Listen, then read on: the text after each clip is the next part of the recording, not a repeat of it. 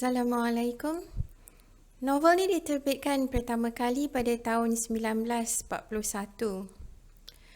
Masyarakat sekeliling menganggap Mak Lela gila kerana tindak tanduknya yang ganjil, meskipun ada juga tindak tanduknya yang menunjukkan dia sebenarnya waras.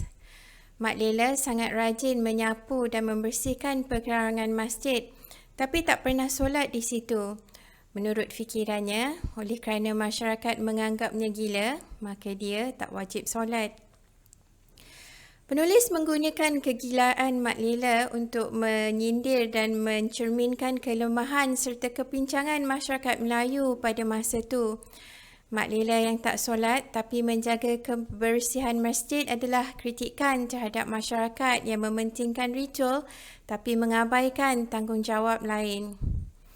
Penulis menggunakan Mak Lela yang dianggap gila untuk menunjukkan siapa sebenarnya yang jujur dalam tindakannya.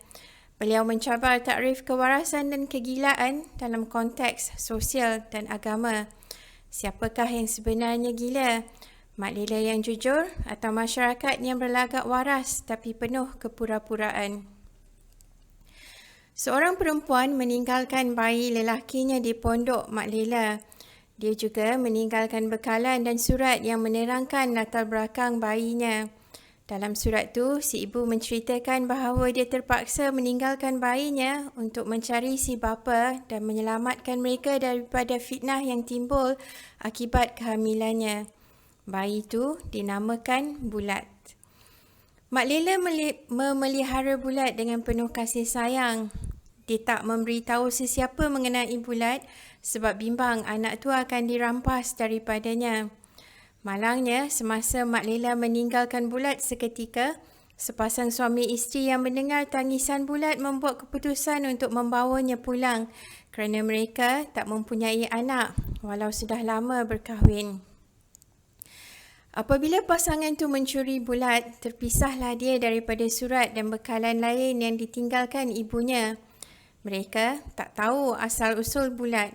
Mungkinkah kemudian hari, Bulat masih boleh menjejak ibu bapa kandungnya? Buku ini tersenarai dalam 100 novel Melayu yang wajib dibaca. Anda boleh dapatkannya menggunakan pautan di bawah. Kalau suka mendengar saya membebel mengenai buku, sila subscribe dan tekan butang loceng. Terima kasih.